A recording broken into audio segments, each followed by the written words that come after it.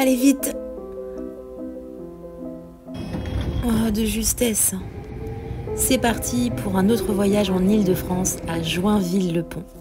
Dès la sortie de la gare, on trouve le temple bouddhiste Linson, l'un des plus grands de la région. Et à quelques pas, l'église Saint-Charles-Borromée, érigée en 1860. Et la mairie avec cette architecture moderne et sans âme, quel dommage. Bref, sachez que Joinville-le-Pont compte 20 000 habitants et se divise en 7 quartiers. Ici, j'ai privilégié ceux en bord de Marne. Je me dirige à présent vers le quartier de l'Europe. Il constitue la limite communale avec Saint-Maur-des-Fossés et Saint-Maurice. Et voyez l'île Saint-Père juste en face. Je m'attendais à mieux, je suis un peu déçue. Bref, heureusement il y a ce magnifique panorama qui rachète un peu tout. Et ce magnifique petit sentier auquel on n'a pas accès malheureusement. Je poursuis ma visite pour découvrir le quartier Vautier-Leclerc. Situé sur la rive droite de la Marne, on y trouve de beaux immeubles et de jolies maisons. Mais surtout, le plus grand parc de Joinville avec le château du Parangon. Construit au XVIIe siècle, il est actuellement la propriété du conseil départemental du Val-de-Marne. Le jardin à l'époque avait été signé Le Nôtre.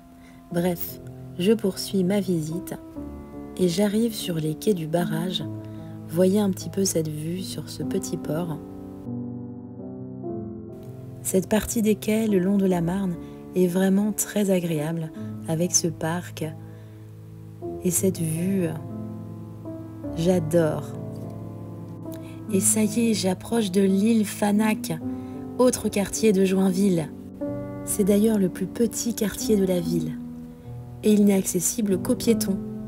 Je m'approche de l'école municipale des arts, bâtiment construit en 1860. On change vraiment d'ambiance sur cette île et regardez un peu la beauté du club de canoë-kayak. Après avoir longtemps été réservée à l'agriculture, l'île est en partie urbanisée à partir du 19e siècle. Elle compte une quarantaine d'édifices.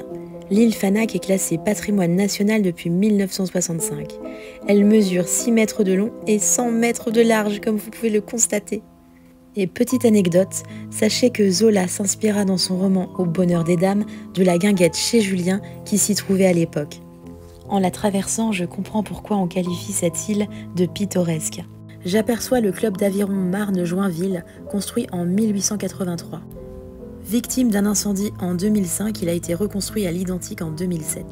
Allez, il est temps de rejoindre le dernier quartier que je vais visiter, le quartier Palissy, afin de profiter encore un peu d'une belle balade le long de ces berges. Mais pas que, un tout petit peu plus loin, on y trouve également le port de plaisance de la ville. Regardez cette vue, c'est tellement agréable. Et évidemment, à quelques pas de ce port, on trouve une guinguette fermée, dommage, mais la terrasse semble très agréable pour les beaux jours d'été. Allez, je poursuis. Vous avez vu toutes ces fleurs magnifiques sur ce petit bateau?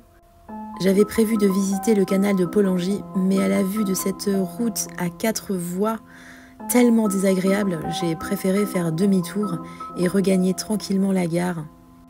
Je dois dire que mon bilan est un peu contrasté pour la ville de Joinville-le-Pont. Il y a de très jolis endroits, mais pas que.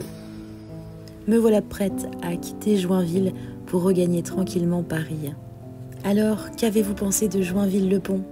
Abonnez-vous pour plus de découvertes en Île-de-France.